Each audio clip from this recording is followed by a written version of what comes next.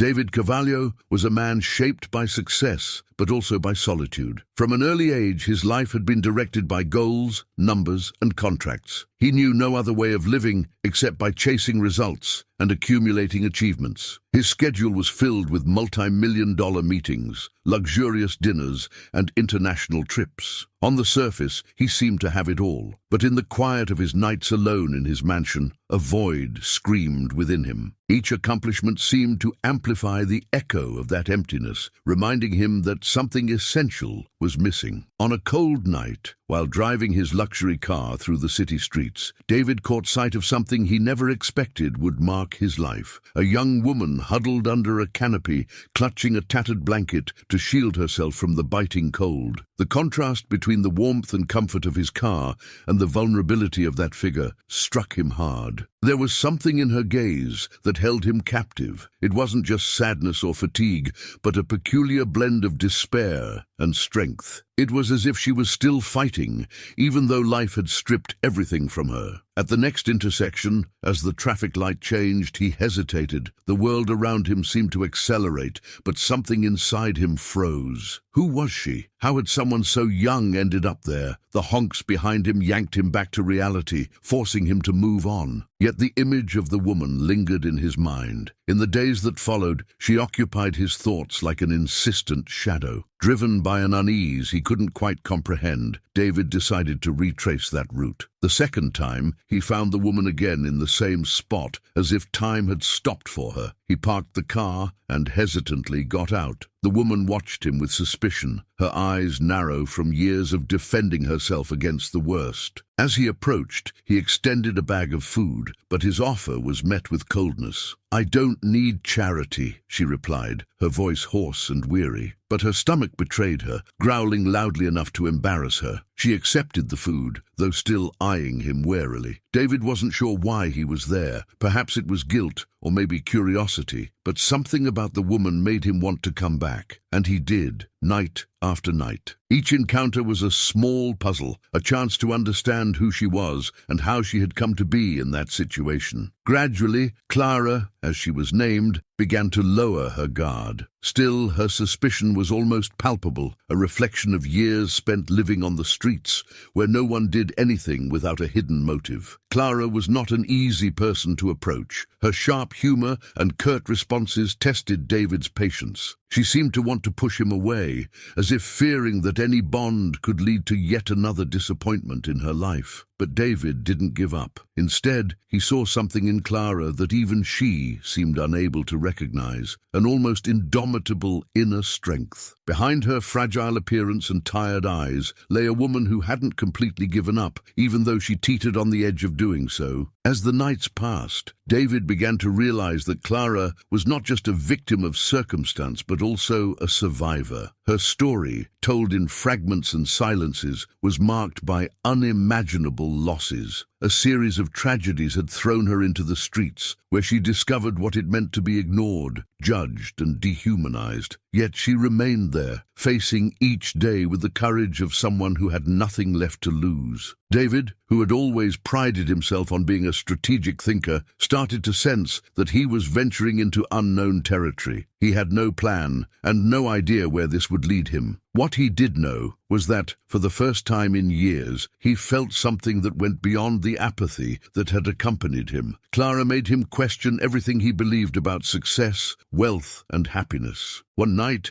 as he watched Clara eat a piece of bread he had brought, David found himself reflecting on his own life. All the parties, the dinners, and the applause he received now seemed hollow compared to the simplicity of that moment. There was something almost sacred about witnessing someone reclaim a bit of dignity. He realized that Clara made him feel alive in a way he hadn't felt in years. But the connection between them wasn't solely about what David could do for Clara. Over time, she began to influence the way he viewed the world. Clara wasn't grateful for the clothes or the food, but for the fact that he had returned. In a world where no one seemed to notice her, David saw her, and in doing so, he also began to see himself differently. Their relationship began to grow like a flame sheltered from the wind. Clara, who had long since closed herself off from the world, started to let David in, albeit slowly. And David, who had always believed he was in control of everything, discovered that love doesn't follow rules or logic. It simply happens, and when it does, it transforms. This transformation, however, came with challenges. The world didn't see David and Clara as two people connecting genuinely. It saw only a millionaire and a humble woman, a contrast that sparked jokes and disdainful glances. But David didn't care. To him, Clara was more than the circumstances that surrounded her, and gradually she began to believe that too. David didn't know where this path would lead him,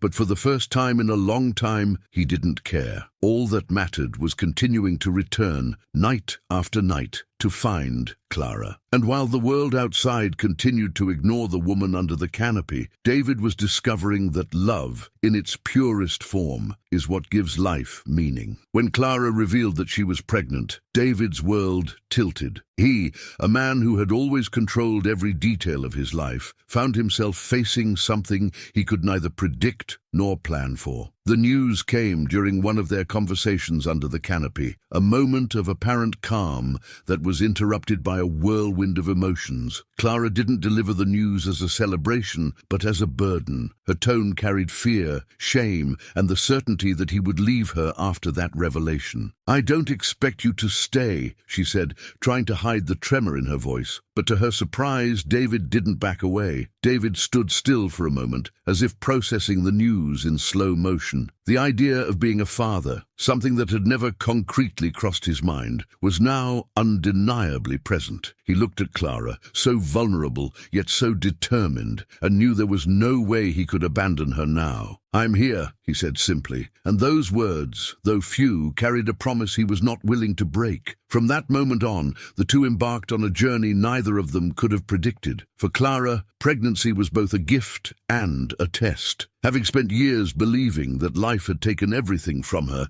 she was suddenly faced with the responsibility of bringing a new life into the world. It was a mix of hope and fear. As her body changed, Clara confronted the ghosts of her past, the people who had ignored her, the moments when she almost gave up, and the constant feeling that she was not worthy of anything beyond what she had already experienced. But David was there every step of the way, ensuring that she would not carry that weight alone. David, in turn, discovered a new dimension to his own life. He, who had always measured the value of everything by what he could gain or achieve, now saw that the true meaning of his existence lay in something much simpler: caring. He began to accompany Clara to her appointments, researched nutrition to ensure she had everything she needed, and sometimes even found himself talking to her belly, even if Clara teased him about it with a playful smile. But the journey was not without difficulties. Society, which had already judged their relationship, soon reacted to the news of the pregnancy. The tabloids were unforgiving. David was accused of madness, while Clara was portrayed as an opportunist. But no criticism was as cruel as Clara's own internal fears. "What if I'm not a good mother?" she asked David one night as he helped her lie down. "I've never known what it's like to have a family. How can I raise one?" David didn't have all the answers. But he knew Clara had a strength she didn't even recognize. "You're already being a good mother, Clara," he said, holding her hand, "because you care, and we will figure this out together." Those words, simple yet sincere, were a turning point for her. For the first time, Clara began to believe that maybe she could be more than her past. When the day of the delivery arrived, everything seemed to unfold too quickly. Clara went into labor earlier than expected, and complications began to arise. David,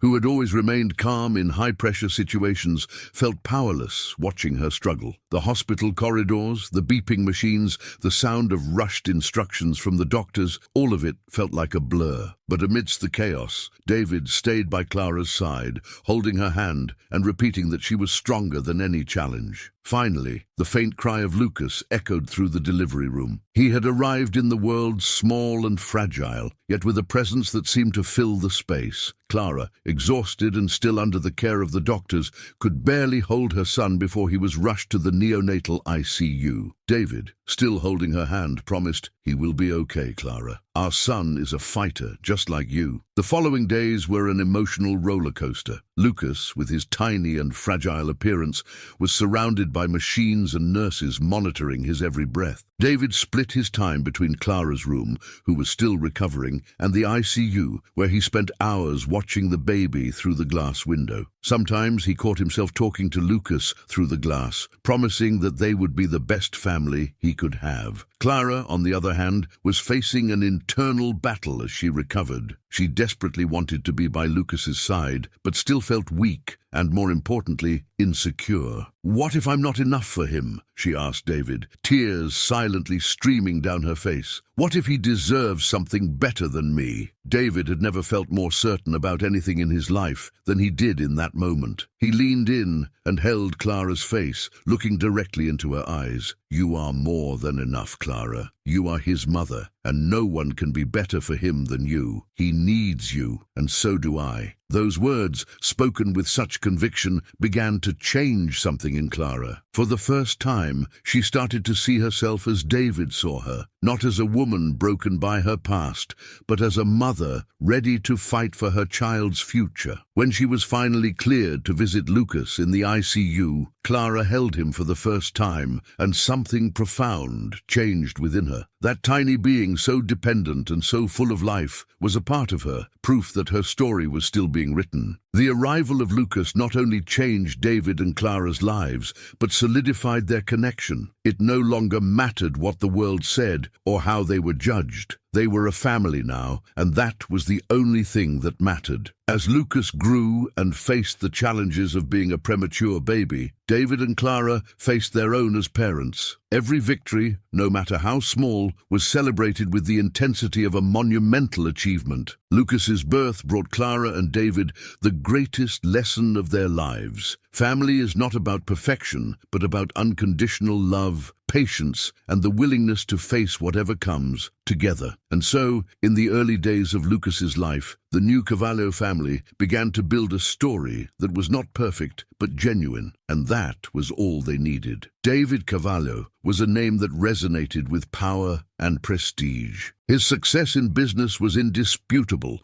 and his fortune was among the largest in the country. Mansions, luxury cars, exclusive trips, and access to the most influential people in the world were part of his routine. He was the portrait of modern triumph, but his story with Clara brought a twist that challenged not only his perception of success, but also the expectations of those around him. In the beginning, when David started getting involved with Clara, many saw it as a passing whim, something a man in his position could do without significant consequences. After all, he could lend a momentary hand to a woman in a difficult situation and move on with his life, right? But when it became clear that David was genuinely committed, and even more so when Clara became pregnant, the reactions changed. The social circle that had once admired him began to openly criticize him. It was as if his involvement with Clara was an affront to the logic that ruled that world. Money attracted money, and success could not be associated with vulnerability. The press quickly turned the story into sensational headlines. Photos of David alongside Clara, often taken from unflattering angles, flooded the covers of tabloids. Mean-spirited comments spread across social media, calling Clara an opportunist and suggesting that David had lost his mind. "Millionaire trades jet set for homeless woman," the article said. For David, these criticisms were irritating,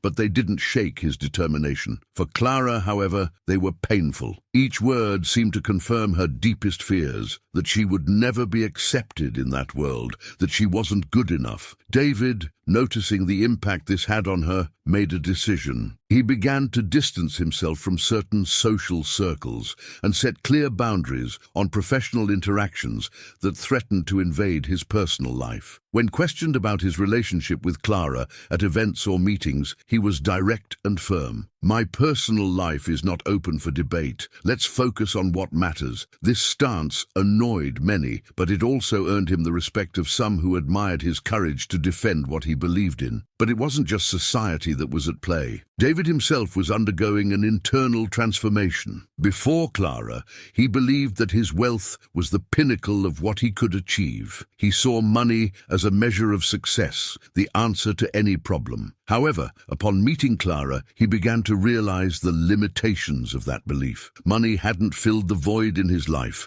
It hadn't brought the purpose he now found alongside her and Lucas. This shift in perspective became evident in various situations. One day, as he entered his garage filled with sports cars, David paused for a moment and looked around. Once, each of those vehicles had been a conquest, a symbol of his power. Now, they seemed like cold, meaningless machines. He realized there was no sense in collecting possessions if they didn't add real value to his life. Clara, with her simplicity and critical eye, helped deconstruct those ideas. One time, Clara commented while gazing at the lush garden of one of David's properties, "It's beautiful, but how many people could be helped with what you spend to maintain this?" The question wasn't a direct criticism, but an observation that echoed in his mind. David began to use his fortune differently. He didn't abandon his life of luxury, but he started directing part of his resources to initiatives that truly made a difference. He created a fund to support families in vulnerable situations, inspired by Clara's story, and began supporting educational projects in underserved areas. For the first time, his wealth was being used for something beyond satisfying his own ego. However, this transformation brought new challenges. His partners and board members began questioning his stance. In a tense meeting, one of the directors, trying to be cautious, said, "David, we understand that your personal life is important, but your choices are starting to reflect on the company. We can't ignore the impact this may have on investors." David calmly replied, "If my values disturb the investors, perhaps they need to re-evaluate their priorities. I refuse to separate who I am as a person from who I am as a businessman." Even in the face of criticism, David remained steadfast. He knew his money was a powerful tool, but he now understood that his true wealth lay in the life he was building alongside Clara and Lucas. This didn't mean he rejected the business world. On the contrary, he continued to grow and expand his company. But there was a crucial difference: purpose. Every decision he made, every contract he signed, aimed not just to generate profit, but to create a positive impact. Clara also faced a period of adjustment to the new reality. At first, she felt uncomfortable in the luxurious environment. Even living in a mansion and wearing clothes she'd never dreamed of owning, there was a constant feeling of not belonging. "I feel like an intruder," she confessed to David one day. He responded with a smile. "You are not an intruder, Clara. This place is as much yours as it is mine. We're building this together." Over time, Clara began to see that money, while important, did not define her life or her worth. Instead of trying to fit into David's world, she brought her authenticity into that universe. She used her story as inspiration for others, showing that it was possible to start over, even when everything seemed lost. The money, which had once been a symbol of David's power, was now just a detail in their story. True success lay in what they were building together, a family rooted in love, partnership, and the desire to make a difference in the world. David and Clara's journey demonstrated that wealth is not measured by what you accumulate, but by what you transform around you. And in this new chapter, they were richer than they could have ever imagined. When David chose Clara, he didn't just choose a woman. He chose to confront a belief system that had been nurtured throughout his life. The choice of a millionaire for a woman who had lived on the streets seemed an affront to the world of appearances he inhabited, and indeed, it was. The judgment began with discreet glances at dinners, with questions laden with ulterior motives from colleagues, but soon grew into larger proportions, with headlines reducing their relationship to mere scandal. David was known for his relentless stance in business, but now he seemed vulnerable to public opinion attacks. Tabloids published sensational stories depicting Clara as an opportunist who had hooked the millionaire. People in his social circle made jokes in the background, as if they were waiting for him to wake up one day and realize the mistake he was making. Clara, for her part, felt the weight of those criticisms even more intensely. It wasn't just the press or the people around David judging her. It was also her own inner voice, echoing insecurities and memories of years spent being treated as invisible. One night, while they were at home, Clara looked at David with heavy eyes of sadness and asked, "Why do you insist on defending me? Everyone around you thinks I don't deserve to be here. Sometimes I think so too." David, who had been reading a report on the couch, set the papers aside and walked over to her. "It's not about deserving, Clara. I see you, not what they say about you, not what you think you are. I see who you really are, and no one can take that away from me." Despite his comforting words, Clara knew that accepting that truth was an internal journey she still needed to undertake. The judgments didn't stop. At events, there was always someone willing to test David's limits. During a business dinner, Gustavo, an old friend and business partner of David, couldn't resist a provocation. "So, David," he said with a sly smile, "how's married life with the, how can I put it, eccentric figure you chose? I hope she's adapting to your reality." "Dum." The muffled laughter of the other businessmen around the table made the comment even more cruel. David placed his wineglass on the table, maintaining the calm demeanor that made him so feared in negotiations. He stared directly at Gustavo, his voice icy. "Clara doesn't need to adapt to my reality. We've built a new reality together. Perhaps you should try that in your life, Gustavo. It might be more enriching than judging others." The silence that followed was deafening. Gustavo tried to mask his embarrassment with a forced smile, but the atmosphere had already shifted. David wasn't just defending Clara. He was teaching everyone that his choices were not subject to approval or debate. For Clara, however, the challenges were not only external. Her toughest struggle was internal. Growing up in an environment of scarcity, being ignored on the streets, and being treated as inferior had left deep scars. Even with the security David offered, she often questioned whether she was doomed to be seen by the world merely as the former homeless person. The acceptance she sought was not only from others, but from herself. One of the most significant moments in her journey occurred during an unexpected encounter. One afternoon, while shopping at a local market, she ran into an old college classmate from before her life took the turn that led her to the streets. The woman, well-dressed and accompanied by 2 small children, recognized her immediately. "Clara, is that you?" she asked with a mix of surprise and discomfort. Clara, who was picking out fruit, froze for a moment before responding, "Yes, it's me." The woman's expression quickly shifted to one of condescension. "Wow, what a change in life, huh? I heard you're with a millionaire now. It must be nice not to worry about anything." The comment, though masked as a casual observation,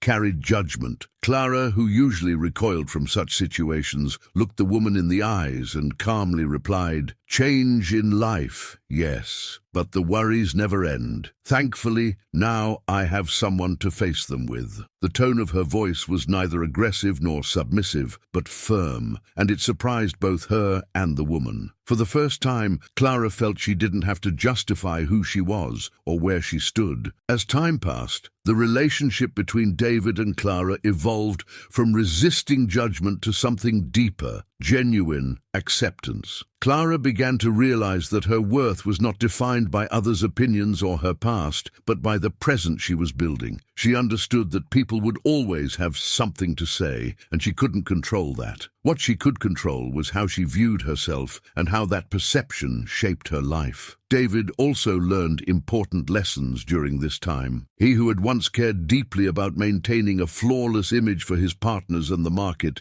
discovered that true freedom came from living an authentic life. His relationship with Clara not only challenged others to look beyond their own prejudices, but also forced David to reevaluate what truly mattered. He came to see that the acceptance of others was irrelevant compared to the love and partnership he shared with Clara. Together, they became a powerful example of how love can withstand the storms of judgment. not because they were perfect, but because they were willing to face criticism and doubts head-on with honesty and courage. In doing so, they not only changed their own lives, but also began to transform the perceptions of those around them. They demonstrated that true acceptance starts from within, and that once it's found, nothing can take it away. Clara had always believed that life had taken everything from her. From the moment she lost her family and watched her dreams crushed by circumstances, hope seemed a distant, almost unreachable concept. However, her encounter with David, despite its unpredictability, began to plant a seed. It was a small, fragile seed, but slowly growing, nourished by the care and constant presence of a man who, inexplicably, saw in her something she couldn't even recognize. At first, Clara resisted the idea of hope. For her, nurturing any kind of expectation was dangerous. Hope meant opening oneself to the possibility of more pain, more disappointments. She had learned to survive without it, like armor protecting her from suffering. But David, with his insistence and patience, began to show her that hope didn't have to be a threat. It could instead be fuel for change. There were moments when Clara almost gave up. During her pregnancy, she faced intense crises of fear. She remembered the nights on the streets, alone and ignored by everyone, and wondered if she could give Lucas something different. "What if I fail?" she asked David one night when exhaustion and fear overwhelmed her. He, sitting beside her on the bed, held her hand and responded with a serenity that seemed unshakable. "You're already a winner, Clara, just by being here, just by fighting every day. And if you fall, I'll be here to lift you up." These words didn't eliminate her fears, but they gave Clara something she had never had before: a safe harbor. David wasn't just a wealthy man offering help. He was someone willing to stand by her, to share the weight she carried, and that made all the difference. When Lucas was born, premature and fragile, Clara faced one of her greatest tests of resilience. Seeing her son connected to machines,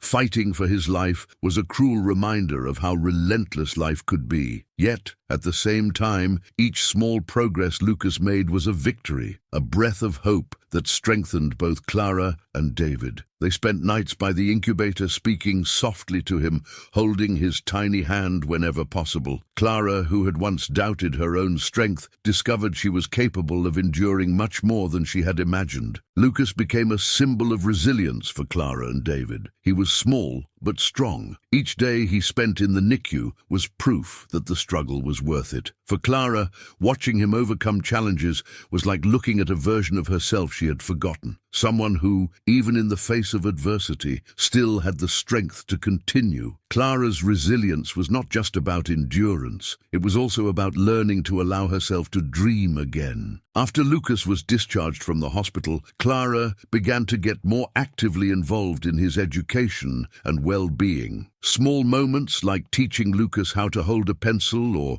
reading to him at night became her greatest sources of joy. For the first time in years, Clara felt like she was building something, and although there were still difficult days, what once seemed impossible now felt within reach. David, in turn, found in Clara an example of strength that inspired him. He who had built his life around control and planning learned that true resilience came from embracing the unexpected. He watched Clara transform pain into motivation, fear into courage. This transformation also helped him face his own challenges, especially the constant attacks he received from people who didn't understand his choices. One of the most significant moments for Clara occurred during a visit to a homeless shelter organized by one of the funds David had created in her honor. She hesitated to go, fearing that reliving those memories would be too much for her. But upon arriving, Clara saw something that changed her perspective. The people there, each with their own story of struggle, looked at her with respect and admiration. For them, Clara was not just a beneficiary of luck, she was an example that it was possible to start over. One woman in particular approached her and said, "You are proof that we don't have to stay where the world puts us forever."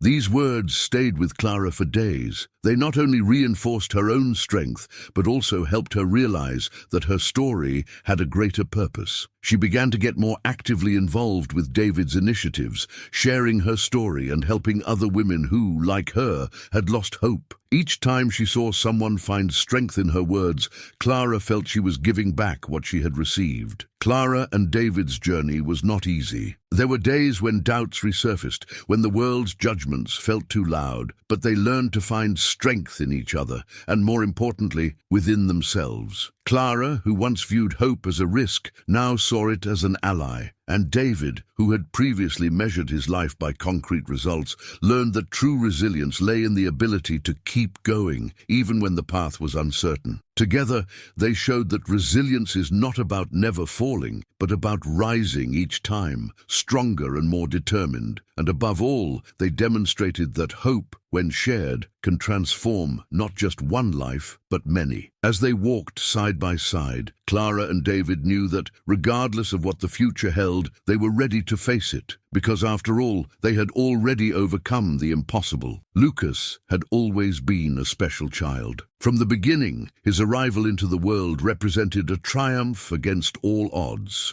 but no one was prepared for the intensity of his curiosity and intelligence. By the time he turned 2, he was already displaying an unusual fascination with patterns and numbers. While other children played with blocks just to stack them, Lucas meticulously organized them into sequences, observing how they fit together and creating shapes that seemed to have their own logic. Clara, who always carried the weight of the fear of failing as a mother, felt overwhelmed by a mix of admiration and responsibility. "David, he's different," she said one night while watching Lucas play with a stacking game. "Not in a bad way, but there's something about him that goes beyond what I understand." David, who had also noticed their son's early abilities, replied with a smile, "He's brilliant, Clara, but it's our job to make sure he has space to grow without losing his childhood." It was this approach that defined how Clara and David would handle Lucas's extraordinary abilities. They didn't want him to be just a child prodigy showcased to the world. They wanted him to be happy. This meant balancing the stimulation needed for his intellectual development with simple moments of play and fun. It was a delicate dance, but both were determined to make it work. The first concrete sign of Lucas's talent emerged at a family event when he was just 3 years old. While Clara and David chatted with other adults, Lucas grabbed a piece of paper and started scribbling numbers. When David leaned in to see what he was doing, he realized that Lucas had created a simple but surprisingly correct multiplication table. "Where did you learn that?" David asked, trying to hide his surprise. Lucas merely shrugged and replied with his typical innocence, "In my head." Realizing they were facing something rare, Clara and David decided to consult experts. Educators and child psychologists confirmed what they had already suspected. Lucas had an exceptional intellectual ability, especially in mathematics. But what surprised the specialists even more was his ability to explain complex concepts in simple ways, something not common even among prodigies. Still, Clara and David kept their feet on the ground. While elite schools sent invitations and prestigious institutions competed for a chance to have Lucas as a student, Clara insisted that he remain in a nurturing environment. "He's just a child," she said. "I don't want him to lose that. I want him to know he can be who he is, without pressure." Lucas's education became a shared mission for the family. David, who had never imagined being so involved in his child's academic life, began studying pedagogical methods that could stimulate Lucas without overwhelming him. He read articles on how to balance the development of exceptional skills with emotional growth. Clara, in turn, sought creative ways to keep learning fun. Math games, playful activities, and even walks in the park became opportunities for learning. However, the journey was not without challenges. As Lucas's talent became known, external attention increased. Television programs wanted to interview him, and sensationalist newspapers sought to exploit his story, often focusing more on the contrast between Clara's humble past and her son's brilliance than on Lucas's achievements. This deeply troubled Clara. She feared that the excessive focus on Lucas's talent would deprive him of a normal childhood and, worse, place an unbearable weight of expectations on him. There was a significant episode that reinforced this concern. During a competition for child prodigies, Lucas, who was usually confident, hesitated as he stepped onto the stage. He looked out at the audience and saw dozens of cameras and eager gazes waiting for him to be perfect. Clara, who was backstage, noticed the tension on her son's face. She approached him, crouching down to his level, and said, "No matter what happens out there, you are amazing just for being you. If you want to go out and show what you know, go ahead. But if you don't want to, that's okay too. I will love you no matter what." Those words brought a shy smile to Lucas's face, and he decided to face the challenge. He stepped onto the stage, took a deep breath, and answered all the questions with the ease he had always shown. But Clara knew that the real success that day wasn't Lucas's flawless performance, but the fact that he had learned that his worth was not dependent on the approval of others. Over time, Clara and David found an approach that worked. They set clear boundaries to protect Lucas from external pressure, turning down invitations that wouldn't genuinely benefit him. At home, they created an environment where he could explore his curiosity without feeling overwhelmed. Lucas continued to impress with his intelligence, but he also stood out for his kindness and empathy, qualities that Clara made a point of reinforcing. One of the family's greatest victories came on an otherwise ordinary day. While Lucas played with his numbers and patterns, he looked at Clara and said, "I like learning, Mommy, but I like it even more when you teach me." Clara felt a wave of emotion wash over her upon hearing those words. She, who had often doubted her ability as a mother, now saw that the greatest gift she could give Lucas was unconditional love and support. Lucas's learning journey was, in fact, a reflection of Clara and David's journey. Just as they learned to rebuild their lives and find strength in the unexpected, Lucas was learning to navigate his own path with the same courage and curiosity. Together, they demonstrated that true education comes not just from books or innate talents, but from the lessons we learn while growing up in an environment of love, respect, and encouragement. Clara and David's journey was marked by emotional and intellectual achievements, but a silent battle continued to permeate their lives: the balance between physical, mental, and emotional health. From the beginning, Lucas's arrival placed well-being at the center of their concerns. First, it was the challenge of caring for a premature baby. Then came the need to take care of themselves so they could be the pillars Lucas needed as he grew. In the early months of Lucas's life, exhaustion took over the house. Clara, still recovering from the birth and the complications that preceded it, devoted herself intensely to her son, even when her own body cried out for rest. David did his best to share responsibilities, but his job still demanded attention. Nights were marked by constant wake-ups to feed Lucas or monitor his breathing. Although the joy of having their son home was immense, the exhausting routine began to weigh heavily. One morning, David found Clara in the kitchen preparing breakfast, but something was off. She seemed distracted, her eyes fixed on nothing as she stirred the spoon in her cup absent-mindedly. He approached and touched her shoulder. "Is everything okay?" he asked, concerned. Clara took a moment to respond. I don't know," she admitted, almost whispering. It was the first time she verbalized what she had been feeling, an overwhelming sense of fatigue and anxiety that made her question whether she was managing everything. David knew Clara needed help, but he also understood that she, like many people, was reluctant to ask for it. He suggested they seek a therapist, someone who could help her navigate this delicate phase. Clara hesitated at first. To her, therapy seemed distant, something that didn't belong to her reality, especially considering her life journey. But after some discussions, she accepted the idea, and it became a turning point. In therapy, Clara began to explore the fears and traumas she still carried. She realized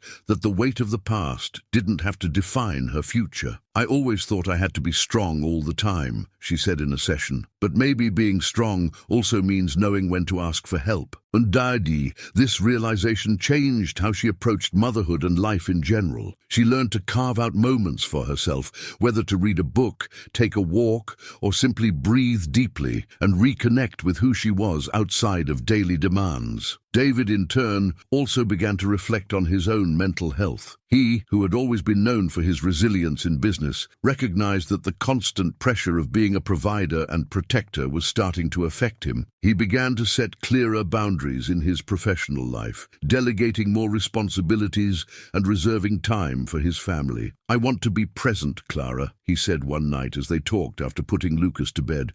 "Not just physically, but really here, for you and for him." One of the biggest changes in the family's routine was the introduction of moments connecting with nature. Inspired by studies David had read about the benefits of outdoor exposure for mental and physical health, they began taking weekly outings to nearby parks and trails. These moments became a necessary breath of fresh air in the family's routine. For Lucas, they were adventures full of discoveries. For Clara and David, an opportunity to slow down and reconnect. Another important aspect was their diet. Clara, who had faced food insecurity in her past, had a complicated relationship with food. Eating was survival for her, and she had never paid much attention to the quality or the pleasure that a meal could provide. But with David by her side and Lucas growing, she began to see food in a new light. Together, they transformed the kitchen into a space for learning and fun. Lucas loved helping mix ingredients or decorate plates, while Clara discovered that cooking could be a form of care and expression. Still, it wasn't just the body that needed attention. The mind was equally important. The couple decided to implement a simple yet powerful practice: gratitude. Every night before bed, they gathered with Lucas to share something they were grateful for that day. Sometimes it was small things, like the sun shining in the morning or a smile from Lucas. Other times they were bigger achievements, like overcoming a challenge. This habit not only strengthened the family bonds, but also helped Clara and David maintain perspective even in the toughest moments. Despite progress, challenges still arose. During a period when David had to travel frequently for work, Clara once again felt the weight of loneliness. But instead of succumbing to the feeling of being overwhelmed, she sought support. She reached out to an old friend she had recently reconnected with and began organizing small gatherings at home with other mothers. These interactions not only provided her companionship, but also helped reinforce her confidence as a mother and as a person. For David, the deeper lesson was realizing that success could not be measured solely by the numbers in his bank account or the contracts he secured. He began to see that his health and that of his family were the true indicators of his prosperity. One evening, while watching Clara and Lucas play in the garden, he reflected, "Everything I have achieved only makes sense because I have them." Clara and David's journey toward balance was not perfect, and it never would be. There were days when the challenges felt insurmountable, when exhaustion weighed heavily once more. But together, they learned that health and well-being are not destinations, but daily practices, choices made in every moment. With love, patience, and mutual support, they created an environment where everyone could thrive, demonstrating that even amidst difficulties, it is possible to find harmony. Since Clara met David, her life had been marked by a series of transformations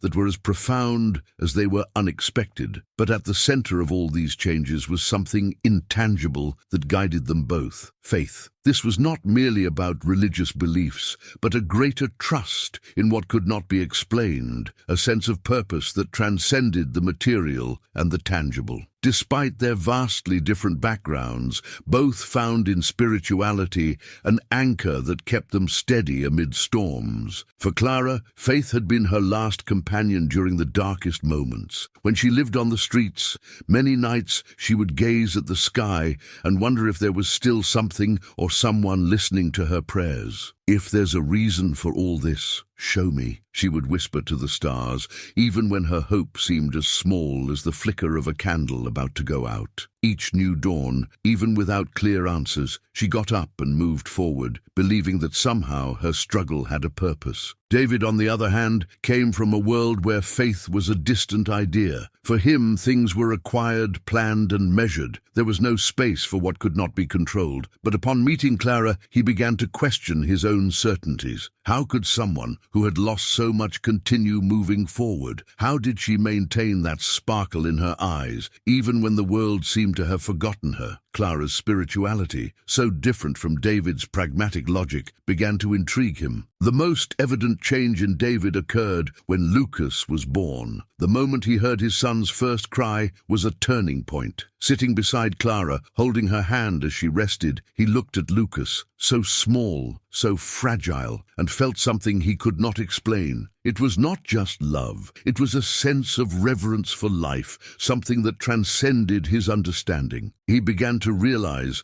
that some things could not be bought with money, that contracts could not guarantee human connection, the miracle of life, the ability to find beauty in simplicity. Clara and David then began to explore together what spirituality meant for them as a family. It wasn't about adopting specific dogmas or following traditions out of obligation.